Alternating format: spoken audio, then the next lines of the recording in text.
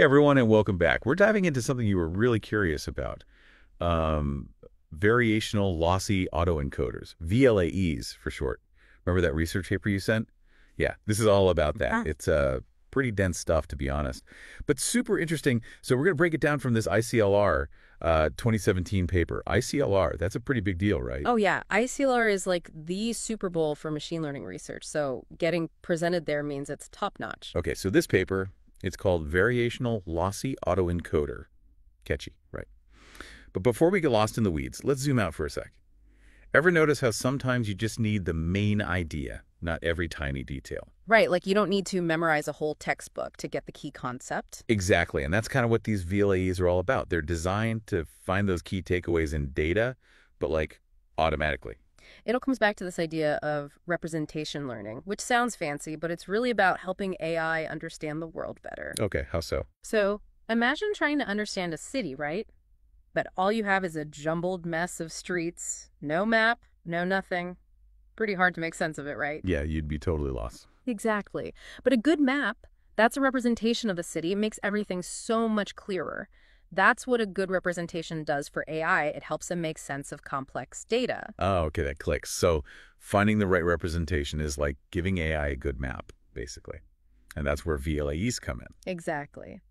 But to get to VLAEs, we got to talk about their older sibling, VAEs, or variational autoencoders. Think of them as translators, turning a complex language into a simpler code and back again. So it's like compressing the information into a more manageable form. You got it. But here's the catch. VAEs sometimes get a little too focused on the small details. Like, imagine focusing so much on the texture of a painting, you miss the actual scene it's depicting. They miss the forest for the trees. Exactly. And that's where VLAEs come in to save the day. They combine the strengths of VAEs with something called autoregressive models. Autoregressive models. Okay, you're losing me. No worries. Think about how you predict the next word in a sentence. Like those predictive text things on your phone. Yeah. Always trying to finish my thoughts for me. Spot on. That's kind of what autoregressive models do. They spot patterns in data to make predictions. Okay, so we've got VAEs, the translators, and autoregressive models, the prediction wizards. Yeah. How do they combine into this VLAE thing?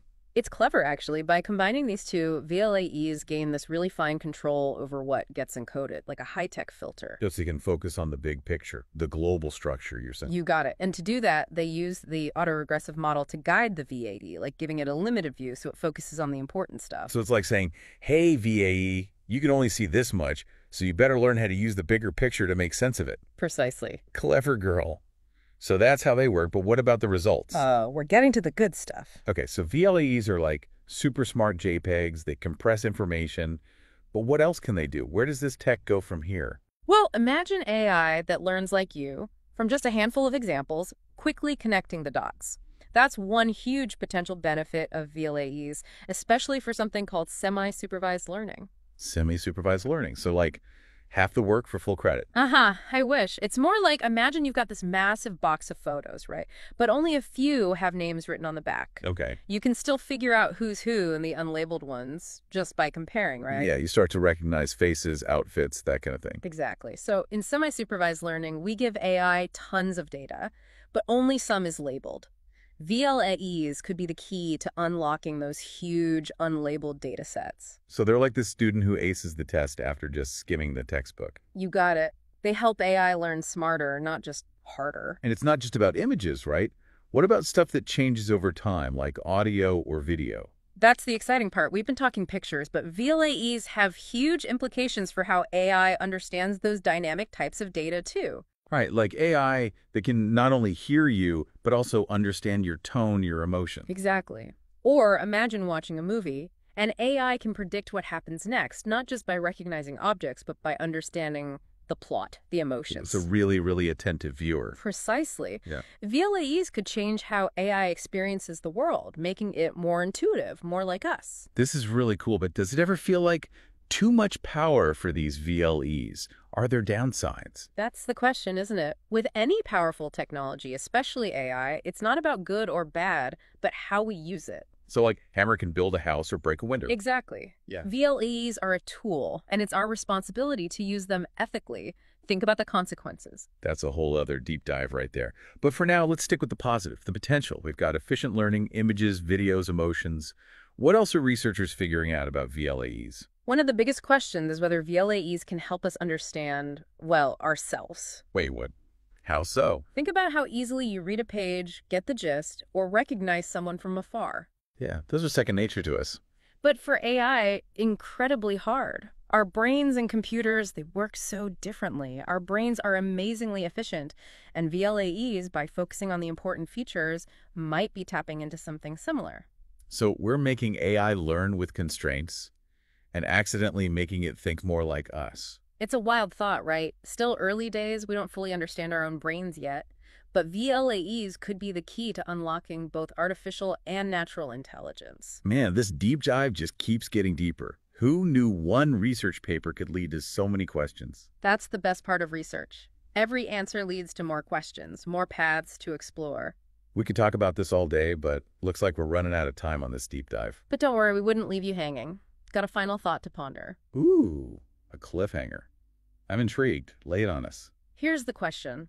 If VLAEs can compress information so efficiently, could they hold the key to solving one of humanity's biggest challenges today? Okay, now you have to tell us. What challenge? Don't leave us in suspense. All will be revealed in the final part of our deep dive. Okay. You can't just drop a bombshell like that and expect us to wait patiently. Spill the tea. Yeah. What's this big challenge VLAEs might be able to solve? All right. I won't hold you in suspense any longer. Remember how we were talking about VLAEs being incredibly efficient, like way better than traditional VAEs, at compressing data? Yeah, like finding the most important pieces of a puzzle and just tossing out the rest. Exactly. So think about this.